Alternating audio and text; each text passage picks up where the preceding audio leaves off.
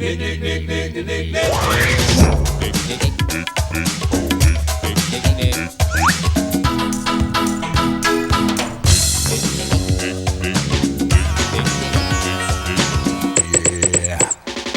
it.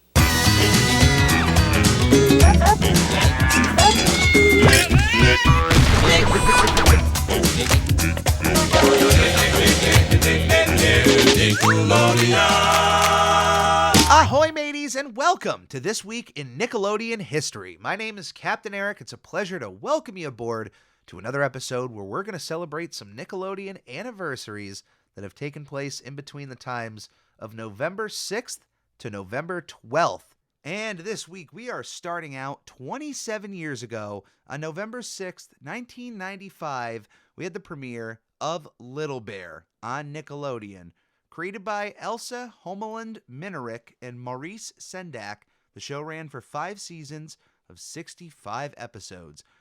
Both of those creators are the author and illustrator, respectively, of Little Bear, which was a book series that was started all the way back, I believe, in the 50s. It was the very first book that was made between the two. Let me double check on that. And 1957 was the very first Little Bear book, followed by 6 books. Now, the 5th one was the final book released in its original time frame, which was 1961.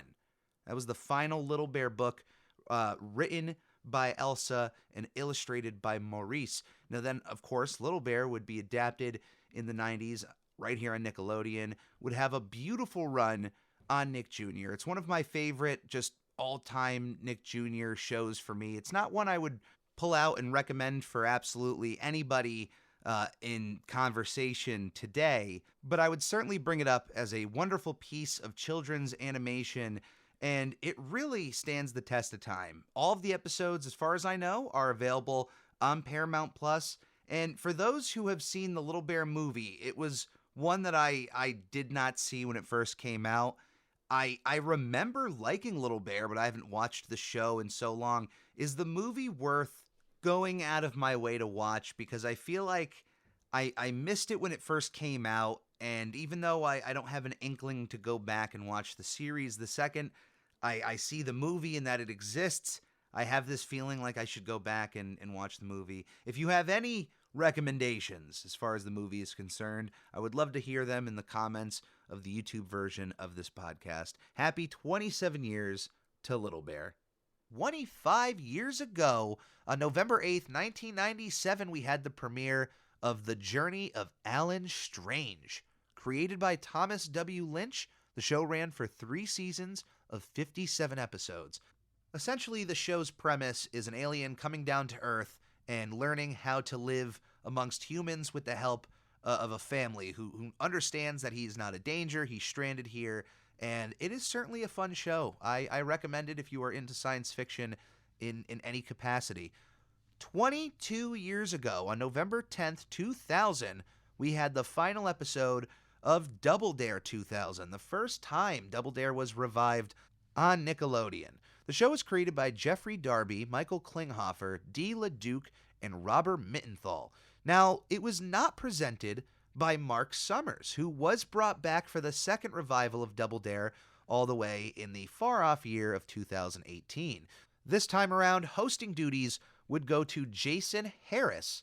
And I have to say, even though I prefer Mark Summers, Jason did a wonderful job at hosting Double Dare 2000, especially not only keeping the same level of energy throughout the show that one would expect from a Double Dare host, but also having to usher in an entirely new phase of Double Dare with the whole triple dare challenge option, which if you selected it would bring more rewards if you were able to beat the physical challenge, but would add in an entirely new level of difficulty that you can only know about once you've selected the Triple Dare Challenge. I triple dog dare you! If you're a fan of Double Dare in any way, then Double Dare 2000 is just going to be as easy of a watch as it can get.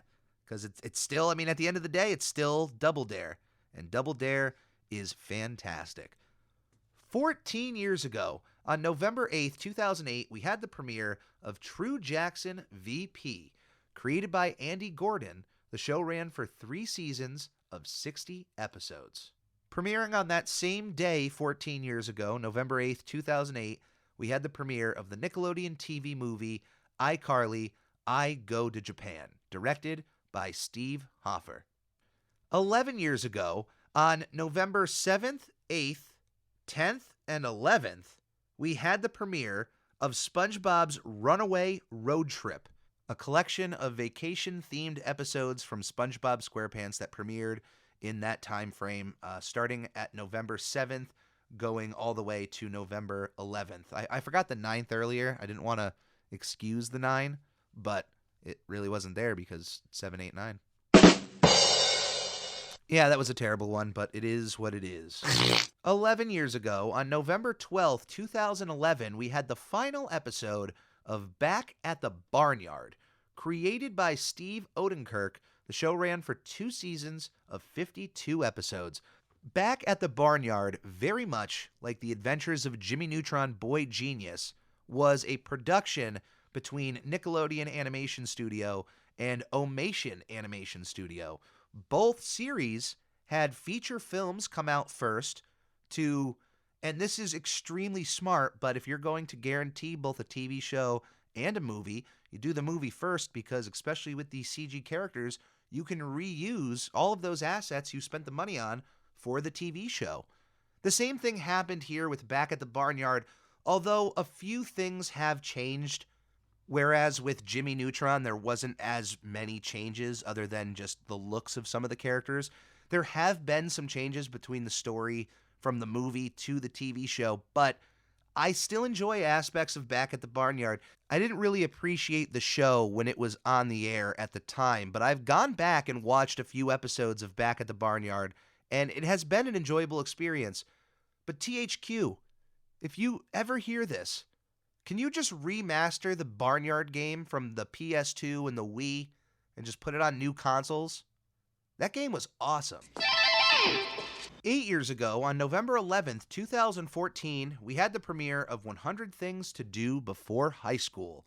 Created by Scott Fellows, the show ran for 1 season of 25 episodes. 5 years ago, on November 12th, 2017, we had the final episode of Teenage Mutant Ninja Turtles on Nickelodeon.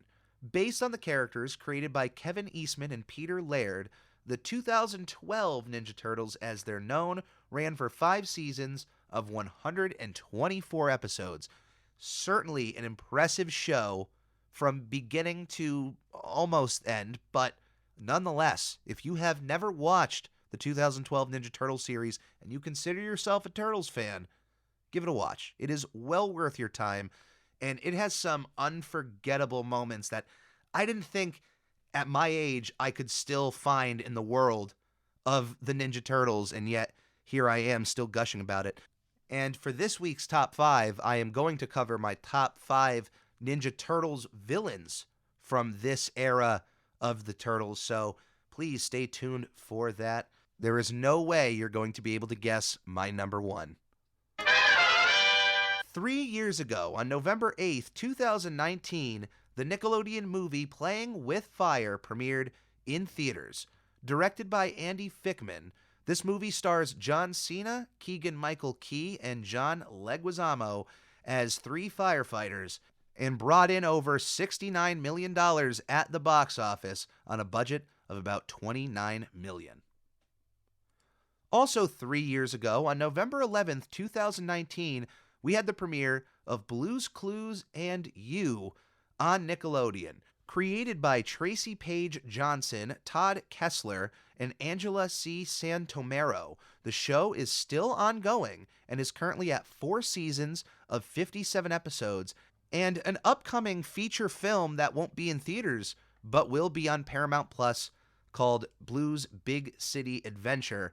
And let me tell you, from the trailer alone and the tease of Steve, even though he has been in the show already throughout Blue's Clues and You, I'm excited to see that movie. I'd like to see what they do with this world and these characters in a bigger narrative.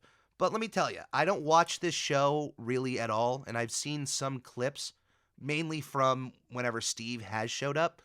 But the star of this show, Josh De La Cruz, is absolutely phenomenal. He is so much of the energy of that show.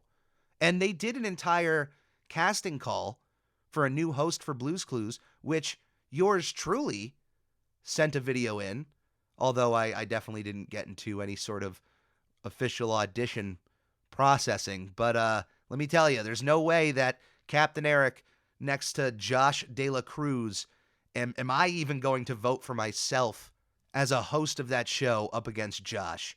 He is so much of that show now, and I love Steve. Steve has this innocence about him, and since a show like this had never really existed, you kind of just went along for the ride. And Joe certainly dialed up the excitement a little bit throughout the show, but I don't think even the two of them together can match the level of energy that Josh just irradiates on the screen. So congratulations to Josh on his success with Blue's Clues.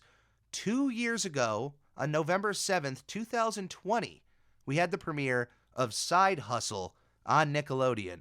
Created by Dave Malkoff, the show ran for 2 seasons of 46 episodes. And before we walk away from this week in Nickelodeon history, let's go over my top 5 2012 Ninja Turtle villains.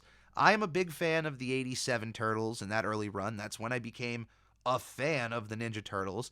And I certainly like some of the interpretations of the 2003 series, especially because they took a lot of stories and features from the comic books that didn't ever really make the screen to the original 1987 Turtles. So there's this great mix here of a real cartoony, goofy show and a more serious, sometimes disturbing show. And here's Nickelodeon buying up the Ninja Turtles, or Paramount, Viacom, who have you. And what are they going to come out with through this run? And let me tell you, I am really impressed with some of the interpretations of these classic villains. And these are my top 5 throughout the run of the 2012 Ninja Turtles. Number 5 is the Rat King. There, of course, is always this allure of a Rat King, and the fact that Splinter is the master of the Ninja Turtles, is their sensei, and can be controlled in some way hypnotically by the Rat King, who, by the way, back in the 1987 series was more or less a dude wearing some terrible ragged clothing hanging out in the sewers. But the Rat King of the 2012 series is genuinely horrific. What a great reinterpretation of a villain that I didn't see that coming, but I'm glad it exists, because now I don't think I can ever go back on a non-dark Rat King. Number 4 is Baxter Stockman. Baxter Stockman throughout the 2012 series feels like he got the best of both worlds from the 87 series and the 2003 series. He gets to be a little bit more comic book accurate, as in the 2003 series, but then inevitably becomes mutated under Shredder's control to become the Fly, as he was in the 1987 series. So the Baxter Stockman that we get throughout this show is a very sympathetic character who, over the course of the show, sometimes causes his own issues, but it was just really cool to see a comic-accurate Baxter Stockman eventually get mutated. Although the Baxter Stockman in the 2003 series eventually went through some nightmares of his own, that is better left said for another day. If you know, you know. Number 3 is some of my favorite Ninja Turtles villains of all time, and they're my favorite lackeys, I got to imagine. Bebop and Rocksteady. I love these doofus brutes from the 1987 series, and I was always bummed out that there wasn't an opportunity to introduce these characters within the 2003 series. And for the amount of time that it took to get these two in the 2012 series, for me as a fan, it was palpable by the time there was even a leak that Bebop and Rocksteady would once again mutate into a rhino and a warthog. This time around, things are very different between their 87 counterparts and the 2012 versions, but if I could let you in on a little secret, I am a big fan of JB Smoove, like a massive fan. I could listen to this guy talk all day. So the fact that we have JB Smoove adding in some extra Michael Jackson on top of a pretty good-looking design and a different Bebop and Rocksteady than we've ever been given before, and I'm completely fine with that. I like that these two guys get forced into a mutation tank. This is what they become, and I love that Rocksteady embraces it so much quicker than Bebop. And that's the thing. The mutations of the 2012 series are some of the most unforgettable. Number 2, though, is the big kingpin himself, the one, the only, Oroku Saki, the Shredder, voiced beautifully by Kevin Michael Richardson, who not only brings that Uncle Phil, James Avery level bolsterness to the character as Avery once did to the character in 1987, but adds on a completely new layer of evil onto that voice that it's hard to deny. Between the Shredders, or almost all Shredders, the one from the 2012 series might be my favorite. In terms of design and voice, I genuinely love what Kevin did with the character here. But that's not my number one villain from this series. And technically, this character doesn't start out as a villain and is actually a new interpretation of an original villain. I'm talking about Mutagen Man, aka Timothy. The fact that he ends up in a villainous role by the end, in an understandable way, and still being based off of a Turtles villain in its own right, Mutagen Man, it's appropriate to have him here, even though Timothy, the character I really want to talk about, is not a villain at all. What Timothy goes through in this one episode of the show will stick with me for at least the next 10, 20, 30 years of my life. Timothy is a young guy who ends up seeing the Ninja Turtles save the day and ends up wanting to become a hero himself. He dons a Ninja Turtles-esque onesie and runs around the streets of New York calling himself the Pulverizer, who eventually becomes mutated himself in one of the most horrific scenes in Ninja Turtles history. The sound department deserves a round of applause, because I cannot get the screams and shrieks of Timothy out of my head, and the thought of this poor guy, simply because he didn't come in contact with an animal or any other sort of plant or creature, mutates into this blob of entrails and organs and eyes that has to sit in a jar, and eventually gets extremely jealous at the attention that Donnie gets with April, and it's a whole love triangle thing. It eventually doesn't really resolve itself in the best way possible, because as far as I know, this show ended before there was a satisfying conclusion to what happens with Timothy. Donnie keeps promising that he's going to find a way to bring Timothy back, but I'm left with this understanding that sometimes there aren't going to be happy endings, and you are just dealt a hand like Timothy's, and you become the Mutagen Man. That is going to be it for this week in Nickelodeon history. Thank you for coming aboard. Thank you for being a part of my crew. You can reach Captain Eric at NickelodeonHistory@gmail.com. You can also follow me on Twitter at I'm Ready Podcast and on Instagram at SpongeBob Podcast. Please check out my other podcast, I'm Ready, a SpongePod Squarecast dropping every Thursday on most conceivable podcasting platforms. And if you can, please check out the Captain Eric YouTube channel from the links in the podcast description below, where you can subscribe to that channel. It would mean the world to me. It's your best way to show your support. But if you would like to purchase new and updated merch at the Redbubble link, you can check that out in the podcast description as well, or from any of the links in any of my socials. And just so you know, anything, even a sticker, that dollar that comes in for it, everything that comes in through my projects go directly back into my projects, and it's always appreciated. Guys, Nickelodeon fans, as always, please stay safe, be kind to one another, and come aboard again to another This Week in Nickelodeon history. On the Lord Hut, here a hut, Nick. On the Lord Hut, here a hut, Nick, Nick. On the Ricky Ticky Low, while living #1 Nickelodeon.